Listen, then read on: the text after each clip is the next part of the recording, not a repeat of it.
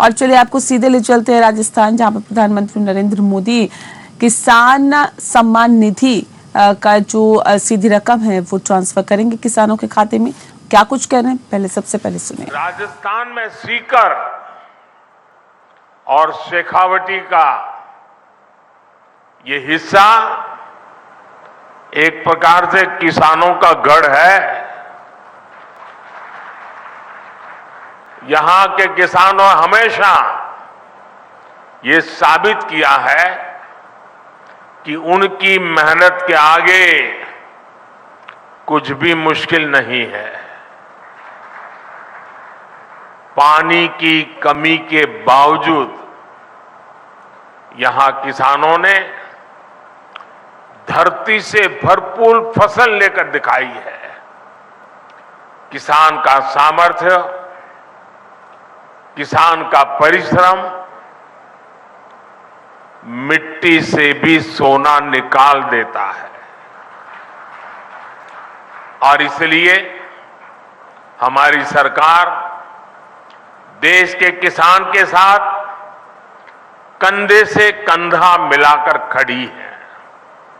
साथियों, आजादी के इतने दशक बाद आज देश में ऐसी सरकार आई है जो किसान का दुख दर्द समझती है, किसान की चिंता समझती है। इसलिए बीते 9 वर्षों में भारत सरकार द्वारा लगातार किसान हित में फैसले लिए गए हैं। हमने बीज से बाजार तक किसानों के लिए नई व्यवस्थाओं का निर्माण किया है। मुझे याद है, यहां राजस्थान के सूरतगढ़ से ही हमने 2015 में सॉइल हेल्थ कार्ड योजना शुरू की थी। इस योजना के माध्यम से हमने देश के किसानों को करोड़ों सॉइल हेल्थ कार्ड दिए। इन कार्डों की वजह से आज किसानों को मिट्टी की सेहत के बारे में पता चल रहा है। वो उसी हिसाब से खाद का इस्तेमाल कर रहे हैं। मुझे खुशी है कि आज फिर राजस्थान की धरती से किसानों के लिए एक और बड़ी योजना शुरू की जा रही है। आज देश भर में 1.25 लाख से ज्यादा प्रधानमंत्री किसान समृद्धि केंद्र राष्ट्र को समर्पित किए गए हैं। ये सभी केंद्र सच्चे अर्थों में किसानों की समृद्धि का मार्ग प्रशस्त करेंगे। ये एक तरह से किसानों के लिए वन स्टॉप सेंटर है। आप किसान भाई बहनों को अक्सर खेती से जुड़े सामानों के लिए, दूसरी जरूरतों के लिए अलग अलग जगह पर जाना पड़ता है। अब आपको ऐसी मुश्किलों का सामना नहीं करना पड़ेगा। अब प्रधानमंत्री किसान समृद्धि केंद्र किसानों को वहां से बीज भी मिलेगा और खाद भी मिलेगा। इसके अलावा खेती से जुड़े औजारों और दूसरी मशीनें भी इस केंद्र पर मिला करेगी। ये सेंटर खेती से जुड़ी हर आधुनिक जानकारी किसानों को देंगे। मैंने देखा है कि मेरे किसान भाई बहनों को कई बार योजना की सही जानकारी न होने की वजह से भी मेरे किसान भाइयों बहनों को बहुत नुकसान होता है। ये प्रधानमंत्री किसान समृद्धि केंद्र अब किसानों को हर योजना की समय पर जानकारी का भी जरिया बनेंगे। और साथियों, ये तो अभी शुरुआत है और मैं मेरे किसान भाइयों से आग्रह करता हूं, आप भी एक आदत डालिए।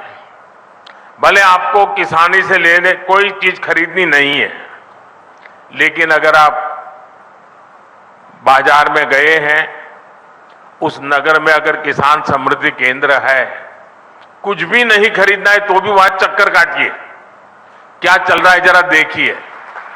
आपने देखा होगा हमारी माताएं बहनें सब्जी लेने जाती हैं, लेकिन अगर कहीं साड़ी की दुकान दिखा दी, नहीं भी खरीदना होगा लेकिन चक्कर काटेगी, नया क्या आया है, वैरायटी कौन सी आई है, जरूर देखेगी। मेरे किसान भाई बहन भी ऐसे थोड़ा समय निकाल के आदत डाले कि जब भी गए हैं नगर में और वहां किसान समृद्धि केंद्र है, जरूर चक्कर काटेंगे, हर वैरायटी पर नजर डालेंगे, क्या नया आया है क्या नहीं, देखते रहेंगे। आप देखिए बहुत बड़ा लाभ होगा। साथियों, इस साल के अंत तक देश में 2.25 लाख से ज्यादा प्रधानमंत्री किसान समृद्धि केंद्र और बनाए जाएंगे। 2.25 लाख। साथियों, आज केंद्र में जो सरकार है वो किसानों के खर्चे कम करने के लिए, उनके खर्चों में हाथ बटाने के लिए पूरी ईमानदारी से काम कर रही है। पीएम किसान सम्मान निधि दुनिया की सबसे बड़ी योजना है जिसमें किसानों के बैंक खातों में सीधे पैसे ट्रांसफर किए जाते हैं। आज की 14वीं किस्त को जोड़ दें तो अब तक 2,60,000 करोड़ रुपए, 2,60,000 करोड़ से भी ज्यादा रुपए किसानों के बैंक खाते में सीधे भेजे गए हैं। इन पैसों ने छोटे छोटे अनेक खर्च निपटाने में किसानों की बड़ी मदद की है। हमारी सरकार कैसे अपने किसान भाइयों के पैसे बचा रही है, इसका एक उदाहरण यूरिया की कीमतें भी है। और देश भर के किसान मुझे सुन रहे हैं, मेरी बात को ध्यान से सुने। आप जानते हैं कोरोना की कितनी बड़ी भयंकर महामारी आई, उसके बाद रूस और यूक्रेन का युद्ध हो गया और इसके कारण बाजार में बहुत बड़ी उथल पाथल हो गई। खास करके फर्टिलाइजर के क्षेत्र में तो तूफान मच गया, लेकिन इसका असर हमारी सरकार ने किसानों पर नहीं पड़ने दिया। मैं देश के अपने हर किसान भाई बहन को खाद कीमतों की सच्चाई बताना चाहता हूं। आज भारत में यूरिया की जो बोरी हम किसानों को 266 रुपये में देते हैं, उतनी ही यूरिया हमारे पड़ोस में पाकिस्तान के किसानों को करीब करीब 800 रुपये में वो बोरा मिलता है। आज भारत में यूरिया की जो बोरी हम किसानों को 266 रुपये में देते हैं, उतना ही यूरिया बांग्लादेश के किसानों को वहां के बाजार में 720 रुपये में मिलता है। आज भारत में यूरिया की जो बोरी हम किसानों को 266 रुपये में देते हैं, उतनी ही यूरिया की बोरी चीन में किसानों को 2100 रुपये में मिलती है। और आप जानते हैं अमेरिका में यूरिया की यही बोरी आजकल कितने रुपये में मिल रही है? यूरिया की जिस बोरी के लिए आप 300 रुपये से भी कम देते हैं, उसी बोरी के लिए अमेरिका के किसानों को 3,000 रुपये से ज्यादा देना पड़ता है। कहां 300 और कहां 3,000। हमारी सरकार यूरिया की कीमतों की वजह से भारत के किसानों को परेशानी नहीं होने देगी। और इस सच्चाई को देश का किसान देख रहा है, हर दिन अनुभव कर रहा है। जब यूरिया खरीदने जाता है ना, तो उसे पक्का विश्वास होता है कि ये मोदी की गारंटी है।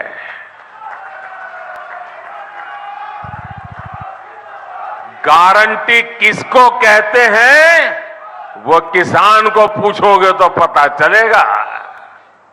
साथियों, राजस्थान में आप सभी किसान अपनी मेहनत से बाजरा जैसे मोटे अनाज उगाते हैं और हमारे देश के अलग अलग कोने में अलग अलग प्रकार से मोटे अनाजों की खेती होती रहती है। अब हमारी सरकार ने मोटे अनाजों के लिए श्री अन्न की उसे पहचान दी है। श्री अन्न के नाम से सारे मोटे अनाज पहचाने जाए। हमारी सरकार भारत के मोटे अनाजों श्री अन्न को दुनिया के बड़े बड़े बाजारों में ले जा रही है। सरकार के प्रयासों की वजह से अब देश में श्री अन्न का उत्पादन, उनकी प्रोसेसिंग, उनका एक्सपोर्ट सभी कुछ बढ़ रहा है। और मुझे पिछले दिनों अमेरिका में व्हाइट हाउस में राष्ट्रपति बाइडेन के निमंत्रण में भोजन के लिए जाने का अवसर आया और मुझे खुशी हुई कि उस थाली में भी हमारे मोटे अनाज की डिश थी। साथियों, ये जो प्रयास चल रहे हैं, इसका बहुत बड़ा लाभ हमारे देश के, हमारे राजस्थान के उन छोटे किसानों को भी हो रहा है जो मोटे अनाज श्री अन्न की खेती करते हैं। ऐसे कितने ही काम आज देश में हो रहे हैं जिनसे किसानों के जीवन में बहुत बड़ा बदलाव आ रहा है। साथियों, भारत का विकास तभी हो सकता है जब भारत के गांवों का विकास हो। भारत विकसित भी तभी बन सकता है जब भारत के गांव विकसित हो। इसलिए आज हमारी सरकार भारत के गांवों में हर वो सुविधा पहुंचाने का काम कर रही है जो शहरों में मिला करती है। आप सब जानते हैं कि एक समय था जब देश की एक बड़ी आबादी स्वास्थ्य सेवाओं से वंचित रहती थी। यानी करोड़ों करोड़ लोग हमेशा किस्मत के भरोसे अपना जीवन दांव पर लगा कर जीते थे। ये मान लिया गया था कि अच्छे अस्पताल तो दिल्ली, जयपुर में या बड़े शहरों में ही होते हैं। हम इस स्थिति को भी बदल रहे हैं। आज देश के हर हिस्से में नए एम्स खुल रहे हैं, नए मेडिकल कॉलेज खुल रहे हैं। हमारे इन प्रयासों का परिणाम है कि आज देश में मेडिकल कॉलेजों की संख्या बढ़कर 700 के पार हो गई है। 8-9 साल पहले राजस्थान में भी केवल 10 मेडिकल कॉलेज होते थे। आज राजस्थान में भी मेडिकल कॉलेजों की संख्या 35 हो गई है। इससे अपने ही जिले के आसपास अच्छे इलाज की सुविधा तो हो ही रही है। इनसे पढ़ाई करके बड़ी संख्या में डॉक्टर्स भी निकल रहे हैं। ये डॉक्टर्स छोटे कस्बों और गांवों में बेहतर स्वास्थ्य व्यवस्था का आधार बन रहे हैं। जैसे कि आज जो नए मेडिकल कॉलेज मिले हैं, इनसे बारां, बूंदी, टोंक, सवाई माधोपुर, करौली, झुंझुनू, जैसलमेर, धौलपुर, चित्तौड़गढ़, सिरोही और सीकर समेत कई इलाकों को लाभ होगा। इलाज के लिए अब लोगों को जयपुर और दिल्ली के चक्कर नहीं लगाने पड़ेंगे। अब आपके घर के पास अच्छे अस्पताल भी होंगे। गरीब का बेटा और बेटी इन अस्पतालों में पढ़कर डॉक्टर भी बन पाएंगे।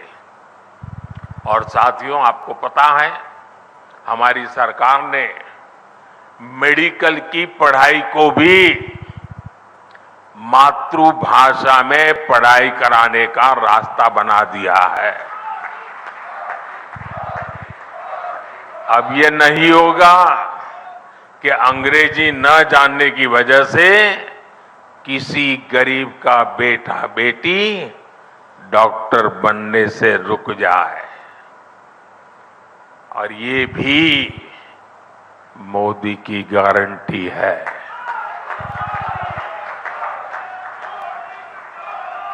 भाइयों और बहनों, दशकों तक हमारे गांव और गरीब इसलिए भी पीछे रह गए क्योंकि गांवों में पढ़ाई के लिए अच्छे स्कूल नहीं थे।